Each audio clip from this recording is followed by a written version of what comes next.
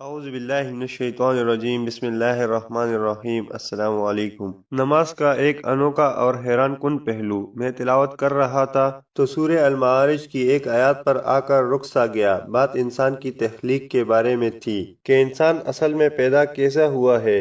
ایسی کوئی بھی آیات آئے تو میں رک کر تھوڑا سا سوچنے لگتا ہوں۔ آیات تھی حقیقت یہ کہ انسان بہت کم حوصلہ پیدا کیا گیا ہے۔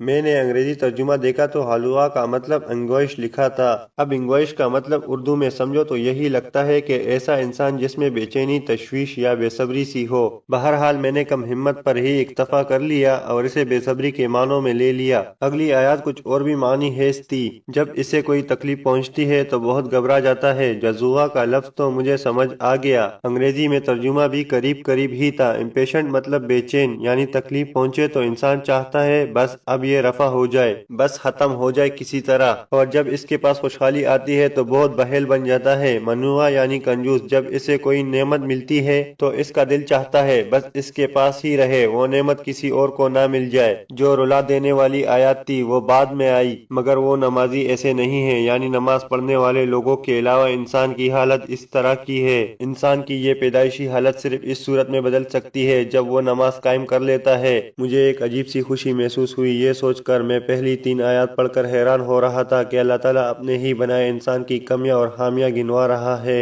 لیکن پڑھا تو دل مطمئن سا ہو گیا کہ ان کمیوں اور خامیوں کو پورا کرنے کا اللہ تعالیٰ نے راستہ رکھا ہوا ہے کہ اگر کوئی نماز پڑھتا ہے تو وہ حلوا، جزوع اور منوع کی دلی اور جذباتی حالتوں سے نکل سکتا ہے۔ اور میں سوچنے لگا، یعنی تصور کرنے لگا کہ انسان سے تشویش، بے چینی اور کنجوسی نکل جائے تو کیسی حالت ہوتی ہے انسان کی۔ یعنی نماز کی برکت سے اگر انسان کے دل سے تشویش، بے چینی اور کنجوسی نکل جائے اور اس کی پریشانی، گھٹن اور تنگ دلی دور ہو جائے تو انسان میں کیسی وسعت اور کیسی کشادگی آ جاتی ہے۔ انسان کی طبیعت کتنی ہلکی پھلکی ہو جاتی ہے اور اس کے دل پر بوجھ ڈالنے والی چیزیں کس طرح غائب ہو جاتی ہیں۔ بے شک نماز ایک عظیم نعمت ہے۔ اللہ تعالیٰ میں 5 وقت کی نماز پڑھنے کی توفیق عطا فرمائے۔ خدا حافظ۔